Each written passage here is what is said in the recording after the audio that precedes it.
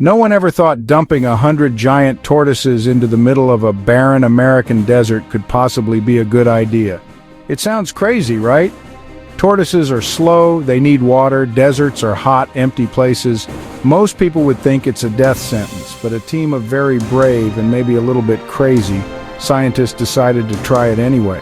They believed these ancient animals held a secret key, a power to bring a dead landscape back to life.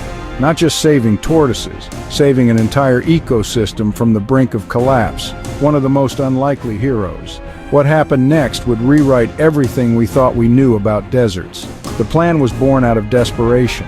For decades, we've watched our planet's wild places shrink. Deserts are growing. Desertification. This patch in the American Southwest was a textbook example. It was getting hotter and drier every year. The few plants that remained were struggling, and the animals that once thrived there had long since disappeared.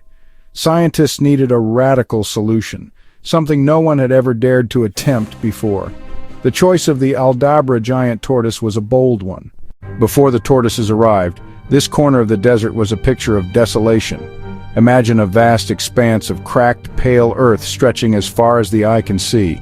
The ground was baked hard by a relentless sun, so dry that it crunched under your boots like broken glass.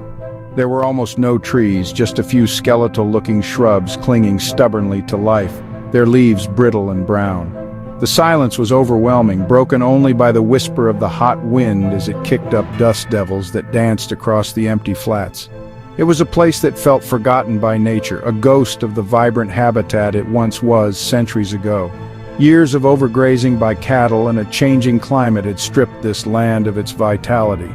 The native grasses that once held the soil together were gone, leaving it vulnerable to wind erosion and water erosion.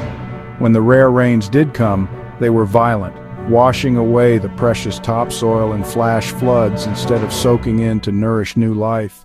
The seeds of native plants lay dormant, buried and unable to sprout in the harsh conditions. It was a classic vicious cycle.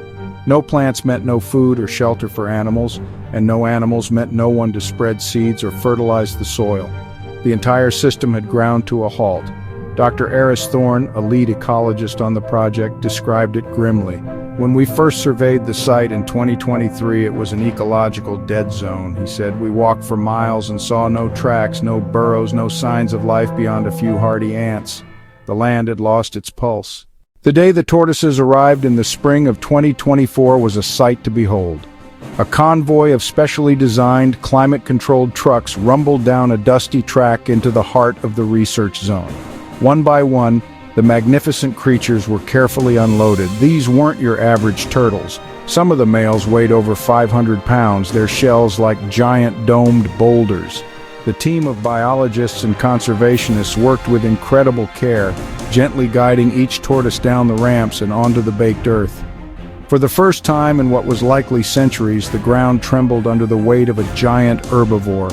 Each of the 100 tortoises was fitted with a small, solar-powered GPS tracker and a biometric health monitor. This allowed the science team to track their every move and monitor their health in real time from a research outpost on the edge of the site. They could see how far the tortoises traveled, where they preferred to spend their time, and how their bodies were coping with the desert heat. The lead herpetologist, Dr. Lena Petrova, watched with a mix of excitement and anxiety.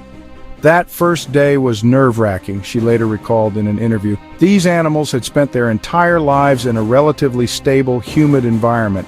We were asking them to adapt to one of the most extreme landscapes on the continent. We had done everything possible to prepare, pre-hydrating them and choosing the coolest part of the year for the release. But in the end, you just have to trust that millions of years of evolution have given them the tools to survive. We opened the gates and let them walk into their new world. The tortoises, seemingly unfazed by their new surroundings, slowly began to explore. They moved with a deliberate ancient grace, their long necks extending to survey the horizon. Some immediately began to munch on the dry, woody shrubs that other animals wouldn't touch.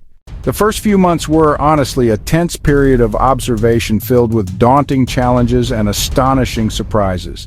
The biggest and most immediate problem was water. The desert was even drier than the team had anticipated, and the tortoises were consuming water faster than expected. The scientists had to intervene, setting up several shallow water stations which the tortoises quickly learned to use. But then came the first incredible discovery. The tortoises began creating their own water sources.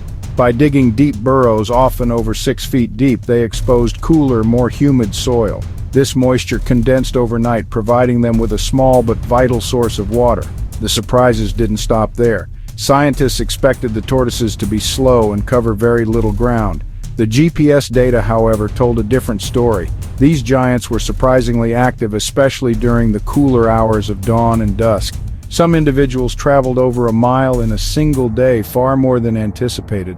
They weren't wandering aimlessly either. They were actively seeking out specific types of plants and creating a network of trails across the landscape. They're like living bulldozers, but gentle ones, Dr. Thorne explained. Their constant movement and grazing were breaking up the hard-caked soil crust, which was the first crucial step toward recovery.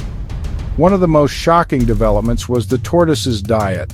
The team had assumed they would struggle to find enough edible vegetation, but the tortoises proved to be incredibly resourceful. They consumed the tough, woody shrubs that had dominated the landscape, something no other local animal could digest. This heavy grazing had an unexpected effect. By clearing away the old, dead growth, they allowed sunlight to reach the soil for the first time in years, and then something magical started to happen. After the first significant rainfall, tiny green shoots began to appear in the areas the tortoises had cleared. Native grasses, wildflowers, their seeds, dormant for decades, finally given a chance to grow. Fast forward to today, September 5th, 2025, just over 2 years after the release. The transformation is, well, nothing short of miraculous. What was once a barren, silent wasteland is now humming with life. The sparse patches of green have connected, forming sprawling meadows, native grasses, vibrant wildflowers, especially in the low-lying areas. The tortoises, now numbering over 120 thanks to a successful first clutch of hatchlings, roam through a landscape they themselves have created. The desert is no longer dead. The tortoises' actions triggered a full-blown ecological cascade. The new plant growth provided food and shelter for insects, which in turn attracted insect-eating birds, larks, sparrows.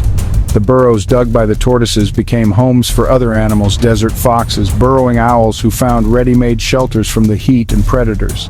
The entire food web was reassembling itself piece by piece, with the giant tortoise as its foundational cornerstone. He shakes his head in awe. We didn't just bring back a few plants, we brought back the entire system. The tortoises are the gardeners, the engineers, the architects of this new desert. They function like the long-extinct megafauna that once shaped this continent. And now for the most dramatic discovery of all. The local water table, which had been dropping for decades, has begun to rise. The tortoises didn't just bring life back to the desert, they brought back water. The desert is alive, and it's all thanks to the turtles.